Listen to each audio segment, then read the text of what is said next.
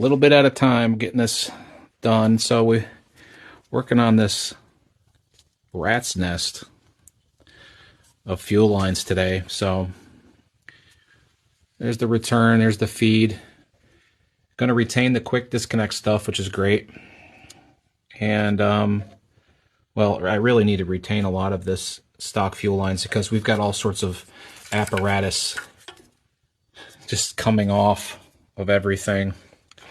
So yeah, I think this is some kind of priming.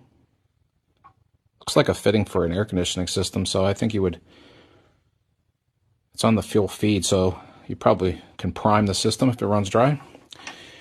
Anyway, so another thing, you never throw things out. You keep hearing me say it. So this little piece of 3/8 fuel hose on this with a beautiful bend. Can you see it?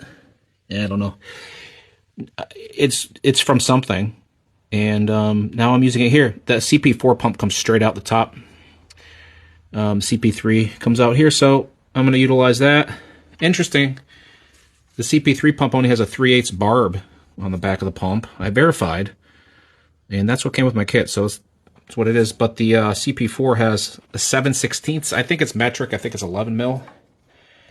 So I'm going to get a little barb to barb adapter,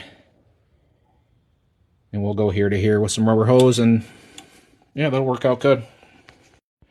All right, something that kind of threw me for a loop a little bit. I had to verify I was doing everything right. This is a fuel temperature sensor. It goes on the back of the CP4 pump. On the bottom in the back, deep in the valley. I can't imagine what the labor rate is on that. On par with today's engineering. Anyways, the connectors are really similar. Okay. But, you know, as I'm putting this on there, I'm thinking, man, this isn't fitting very well. And my brain started like thinking, hey, something's not right here. So, of course, I ended up finding this other harness with the right connector on. So, when you're CP4 to CP3 converting on these LMLs, there's two ways of doing it. There's like a Cali emissions version that mounts some kind of a block up top here, retaining your 9th injector, and then this guy goes into the block. We're not doing that. So we're going to be like zip tying this around somewhere here. It'll get some temp reading. I guess it's for like minute timing changes and stuff. Who knows? But yeah, so that's the fuel control actuator. Controls pressure to the high pressure side.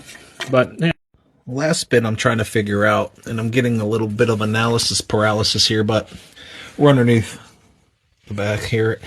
I got to figure out where I'm going to mount this lift pump, fuel pump situation, fuel filters. You know, part of me wants to like just, let's get a better shot, tuck it flush. You know, like flush mount it here in this area. So the filters are facing this way and you really can't see them. There's nothing hanging. And then part of me wants to vertically mount it, you know, kind of like that.